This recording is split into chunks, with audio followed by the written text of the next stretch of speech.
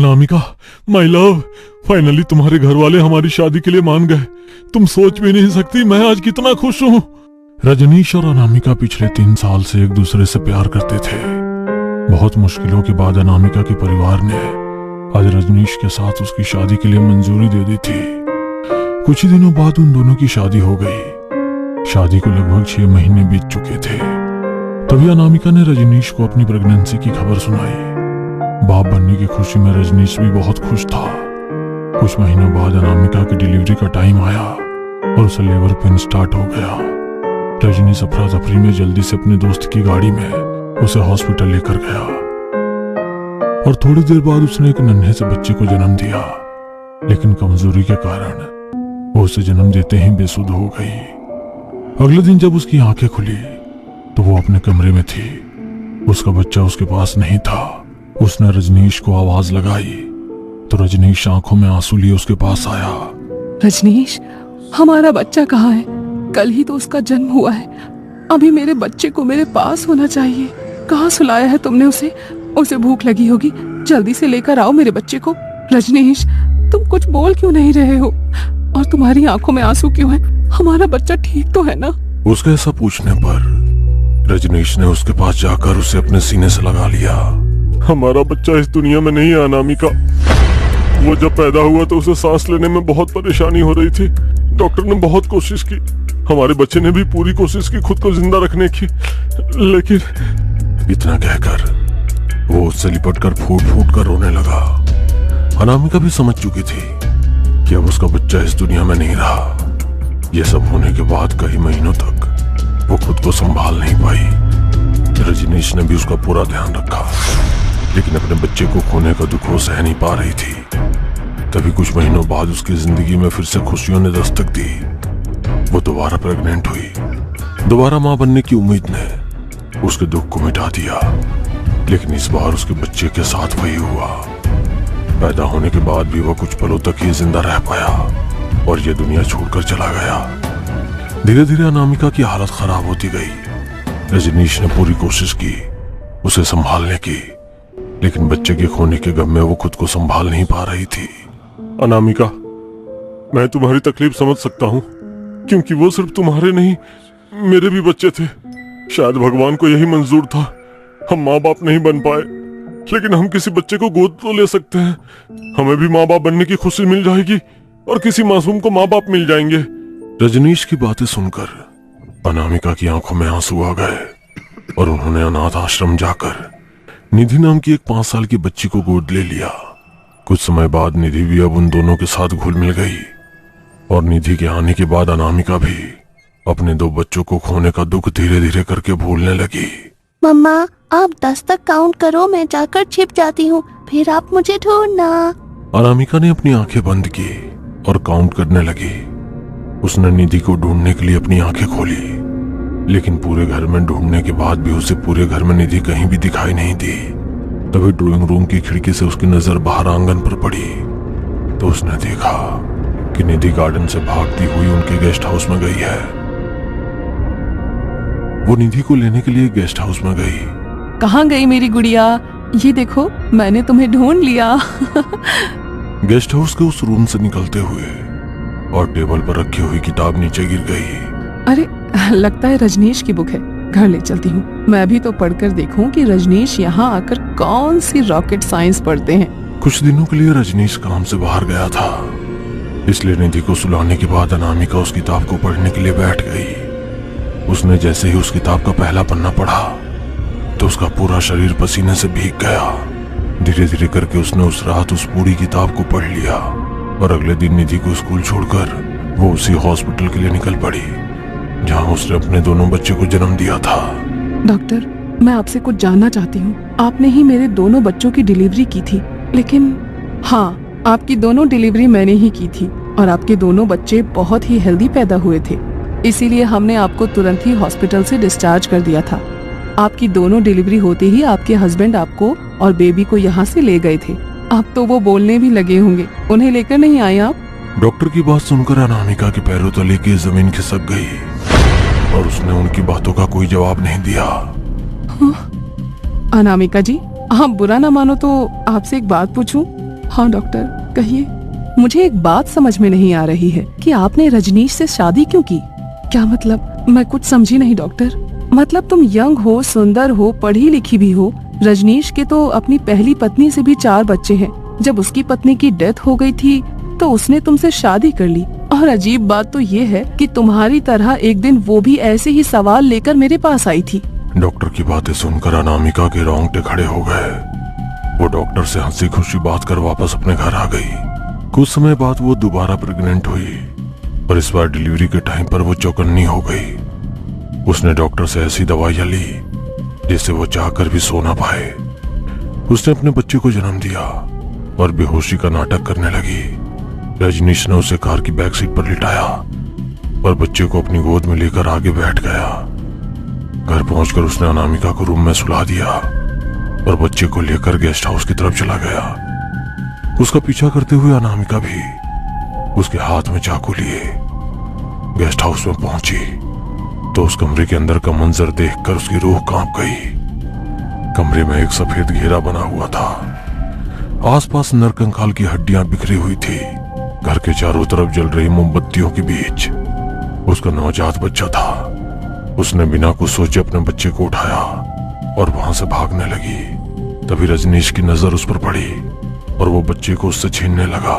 तभी अनामिका ने अपने हाथ में पकड़े चाकू से उस पर वार कर दिया और वो लड़खड़ाकर जमीन पर गिर पड़ा। इसे मुझे दे दो, मेरी इतनी सालों की मेहनत खराब नहीं होने दे सकता मैं। इधर दे दो इसे। कभी नहीं। तुम्हारी सारी काली करतूतों का शक तो मुझे उसी दिन हो गया था जिस दिन मैंने वो किताब पढ़ी थी। लेकिन जब मैं डॉक्टर के पास गई तो मेरा सारा शक दूर हो गया। 7 बच्चों की बलि चढ़ानी थी ना तुम्हें, अंधी शौहरत के लिए। तुम कभी किसी के नहीं थे। तुमने कभी किसी से प्यार ही नहीं किया, सिर्फ इस्तेमाल किया। अपनी पहली पत्नी का भी इस्तेमाल किया तुमने। उसके 4 बच्चों को मार दिया और जब उसे सब पता चला तो उसे चलती ट्रेन से नीचे फेंक दिया ताकि तुम पर किसी को शक ना हो। मुझसे भी इसीलिए शादी की तुमने। मेरे 2 बच्चों को तो तुमने मुझसे छीन लिया, लेकिन अपनी इस नन्ही सी जान को तुम्हारी इस हैवानियत का शिकार नहीं होने दूंगी मैं।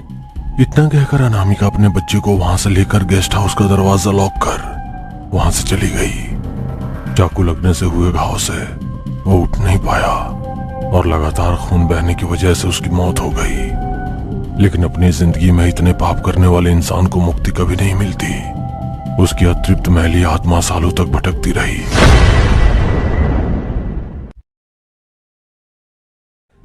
लेकिन जब माला अपने दोस्तों के साथ ट्रिप पर देहरादून गई तो उन सब ने उसी गेस्ट हाउस में रुकने का प्लान बनाया जहां सालों पहले ये सब घटा था। उस गेस्ट हाउस को तोड़कर एक नया गेस्ट हाउस बना दिया गया था। जब माला ने उस गेस्ट हाउस में कदम रखा तो रजनीश की आत्मा ने उसे एक पल में पहचान लिया और उस दिन से हर रात माला के साथ ये सब होने लगा। वो माला की रूह को अपने साथ कैद करके रखना चाहता था। जिस तरह वो सालों से मुक्ति के लिए तड़प रहा था, उसी तरह वो माला को भी अपनी दुनिया में कैद करके इस जीवन से मुक्ति होने नहीं देना चाहता था। माला अपनी आंखें बंद किए हुए ये सब देख रही थी कि तभी उसका पूरा शरीर बुरी तरह कांपने लगा और वो जोर से चिल्लाते हुए, बेटी, जो सब तुमने देखा है वही तुम्हारे पूर्व जन्म की सच्चाई है। अगर तुम्हें शैतान से जीतना है तो तुम्हें अपनी आत्मा को उस पर हावी करना होगा। कल अमावस्या की रात है। अगर कल तुम उसे नहीं हरा पाई तो वो तुम्हें हमेशा के लिए अपने साथ ले जाएगा और उसकी तरह तुम भी जन्मों जन्मों तक मुक्ति के लिए भटकती रहोगी। याद रखना, वो सफेद रोशनी तुम्हें लेने आएगी। तुम्हें उस समय अवधि में ही उस दुष्ट का अंत करके वापस अपनी दुनिया में लौटना होगा। याद रखना, इस संसार में ईश्वर से बड़ी कोई ताकत नहीं है। बस ईश्वर पर अपने भरोसे को अटूट रखना। बजरंग बली तुम्हारी रक्षा करेंगे। मुनि बाबा की बात सुनकर माला ने हाँ में सिर हिलाया और अपनी गाड़ी लेकर अपने घर की ओर निकल पड़ी।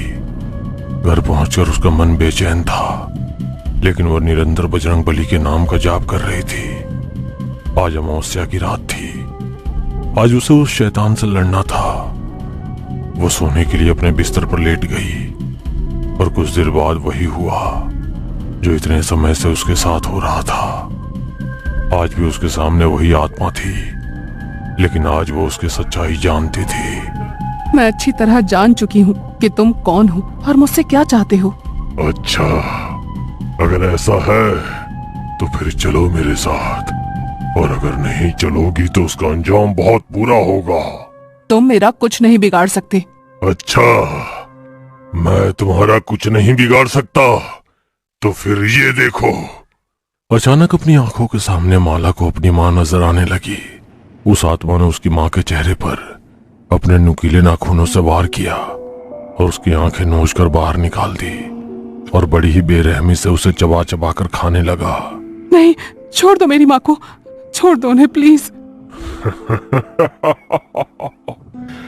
इतने में ही डर गई? अगर हकीकत में मैंने ऐसा किया तो क्या करोगी? जैसे मैंने तुम्हारी बच्चियों को मारा, वैसे ही तुम्हारी माँ को भी मार दूंगा। अपनी आंखों के सामने अपनी माँ के साथ ऐसा हैवानियत होता देखकर माला बुरी तरह घबरा गई और एक पल के लिए वो मुनि बाबा की बताई उन बातों को भी भूल गई। नहीं, तुम ऐसा कुछ नहीं करोगे। तुम्हें मुझसे बदला लेना है ना, तुम मुझसे बदला लो, लेकिन मेरी माँ को कुछ मत करना। समझदार लड़की, चलो अब गुड गर्ल की तरह मेरे पास आओ। आओ आओ। उसकी बात सुनकर माला उसकी ओर बढ़ने लगी। तभी उसे पीछे से वही सफेद रोशनी दिखाई पड़ी। वो खुद को बचाने के लिए उस रोशनी की ओर बढ़ने की कोशिश करने लगी। ना ना ना ना ना ना ना, ऐसी गलती मत करना, वरना जानती हो ना तुम्हारी माँ के साथ क्या होगा। उसकी बात सुनकर माला के पैर वहीं जम गए और वो फिर से उसकी ओर बढ़ने लगी। ये लो, इसी चाकू से मारा था ना तुमने मुझे, अब इससे अपनी जान लो। लो, मारो खुद को। अब तो तुम्हारे पास कोई और चारा भी नहीं बचा। वो रोशनी तो आकर चली गई, अब तुम कभी यहाँ से मुक्त नहीं हो पाओगी। जैसा मैं यहाँ इतने सालों से भटक रहा हूँ, तुम भी मेरे साथ इसी तरह यहाँ भटकोगी। माला ने अपने कांपते हाथों से उस चाकू को अपने हाथों में पकड़ा और उसने जैसे ही उसे अपनी ओर बढ़ाया, तभी उसके कानों में मुनि बाबा के कहे शब्द तेज तेज गूंजने लगे।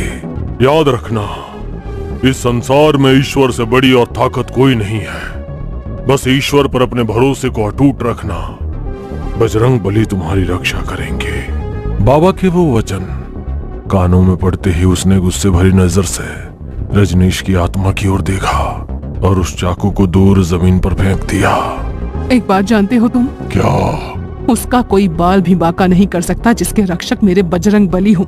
वो रोशनी फिर से आएगी मुझे लेने, और इस बार मैं हमेशा के लिए तुम्हारा अंत करके यहाँ से मुक्त होकर जाऊंगी और तुम मुझे नहीं रोक पाओगे। श्री गुरु चरण सरोज रज निज मन मुकुरु सुधारी, बरनऊ रघुबर बिमल जसु जो दायक फलचारी। हनुमान चालीसा के वचन कानों में पड़ते ही उसकी आत्मा बुरी तरह चीखने लगी। उसके पास में पड़े चाकू से माला पर वार किया और वो चाकू माला के पेट में जाकर घुस गया। माला के पेट से खून रीसकर जमीन पर बहने लगा और वो लड़खड़ाती हुई नीचे गिर पड़ी। लेकिन वो निरंतर हनुमान चालीसा का जाप करती रही। उस जाप के प्रभाव से रजनीश की आत्मा कमजोर पड़ गई और उसे असहनीय पीड़ा होने लगी। उसके चीख की गूंजों से माला का शरीर बुरी तरह कांपने लगा।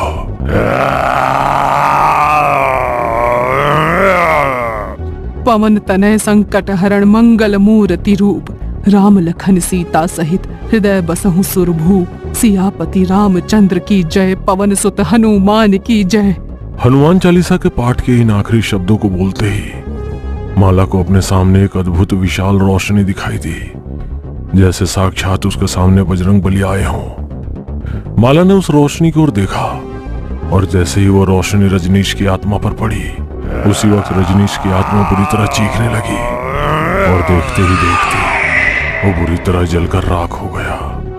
माला ने उस रोशनी के सामने अपने हाथों को जोड़कर अपने सर को झुकाया और फूट फूट कर रोने लगी। अगले दिन जब उसकी आंखें खुली तो वो अपने कमरे में अपने बिस्तर पर थी और उसके साइड टेबल पर हनुमान जी की एक अलौकिक मूर्ति रखी थी। माँ जरा यहाँ आना तो, अरे जल्दी आइए। क्या हुआ, सुबह सुबह क्यों चिल्लम चिल्ली कर रही है? ये हनुमान जी की मूर्ति यहाँ किसने रखी? तुम लेकर आई थी क्या? नहीं तो कल रात तक तो यहाँ पर ये मूर्ति नहीं थी, तो फिर अचानक? अपनी माँ की बात सुनकर माला की आंखें भर आई और वो बीती हुई रात को याद करके एक ही पल में सब कुछ समझ गई। दोस्तों, हमारे चैनल खूनी फंडे 555 को सब्सक्राइब करना ना भूलिएगा।